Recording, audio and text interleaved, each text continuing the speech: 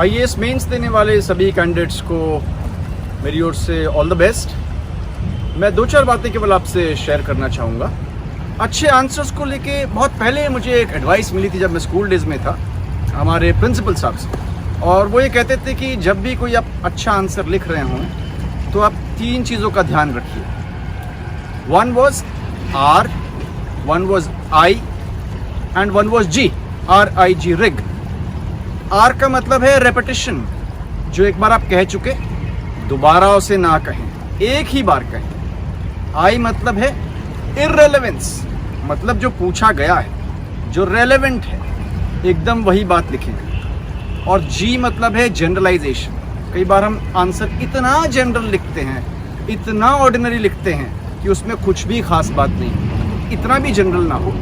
जहाँ तक पॉसिबल हो एक अच्छा answer should be loaded with और लॉट ऑफ फैक्ट्स। और लॉट ऑफ फैक्ट्स की जब मैं बात करूँ तो गवर्नमेंट आधारित जो फैक्ट्स हैं, गवर्नमेंट के आंकड़ों पे, चाहे वो इकोनॉमिक सर्वे में हो, चाहे वो इंडिया ईयरबुक में हो, चाहे हमारी जो गवर्नमेंट की वेबसाइट्स हो, मिनिस्ट्रीज़ की वेबसाइट्स हो, वहाँ का डेटा हो, ऑथेंटिक हो, वो ज़रूर होना चाहिए। अब आ जाते हैं एक दूसरे एस्पेक्ट पे। एक बात मैं कहीं पढ़ रहा था कि जो अच्छी मूवीज़ होती हैं, जिनको बेस्ट मूवी का अवार्ड मिलता है, अक्सर उन्हें एक और कैटेगरी में अवार्ड मिलता है उस बेस्ट मूवी को, और 70% मामलों में उस कैटेगरी में अवार्ड मिला है।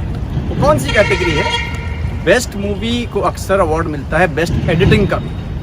इसका ये मतलब है कि आपको क्या नहीं लिखना है ये भी बहुत क्लियर होना चाहिए। हम बहुत से सोर्सेज से पढ़ते हैं, कई चीज़ें कई जगहों से पढ़ते हैं, न्यूज़पेपर कटिंग्स रखते हैं, कुछ लोग कोचिंग्स भी लेते होंगे, तो हम सोचते हैं कि जितना कुछ है सब कुछ वहाँ पे उड़ेल दिया जाए। ये नहीं होना चाहिए। एंड ऑफ द डे एक अच्छी प्रेजेंटेशन के बहुत मायने हैं। अच्छी प्रेजेंटेशन का मतलब ये है कि आप वही लिखें जो लिखना है, और जो नहीं लिखना है वो हट भी जाए। एक सबसे इंपॉर्टेंट एस्पेक्ट जो मेंस में हमें ध्यान में रखना होता है वो टाइम मैनेजमेंट का। और जब हम लोग मेंस दे रहे थे तब तो जो आंसर स्क्रिप्ट है उसमें कहीं लिमिट डिफाइंड नहीं थी। आप आंसर स्क्रिप्ट इशू कर सकते थे और ले सकते थे। तो जनरल थंब रूल जो मैं फॉलो करता था वो ये था कि औसतन आप 1 मिनट में कितने शब्द लिखते हैं। मान लीजिए मैं 18-19 लिखता हूँ, तो मुझे पता होता था कि 300 वर्ड्स का आंसर है तो मैं कितने मिनट में लिख लूँगा। उसका आप एक छोटा सा मेंटल मैप बनाएं, चाहे फिर उसको पहले से भी प्रैक्टिस करके रखें कि आप नॉर्मली 5 मिनट में 10 मिनट में कितना लंबा आंसर लिखते हैं।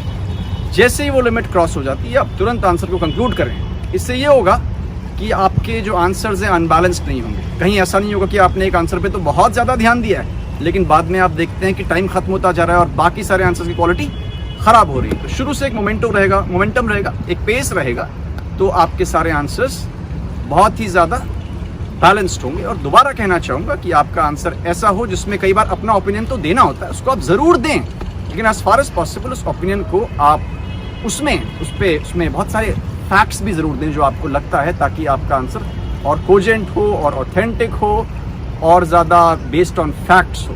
ये कि आपने जितना कुछ भी पढ़ा हो, जो भी पढ़ा हो, इसेंशियली आपको जज इस पे किया जाएगा कि आप वहाँ पे उन 3 घंटों में क्या लिखते हैं। और आप जो लिखते हैं, सबसे पहली बात तो वो रीडेबल होना चाहिए। बहुत से ऐसे भी कैंडिडेट्स होंगे जो हो सकता है हैंड राइटिंग के लिहाज से इतना साफ ना लिखते हों। मेरी उनको केवल यही सलाह है कि अगर आपकी हैंड राइटिंग बहुत अच्छी नहीं है तो only way you can deal with it कि आप थोड़ा और धीरे लिखें लेकिन क्लियर लिखें।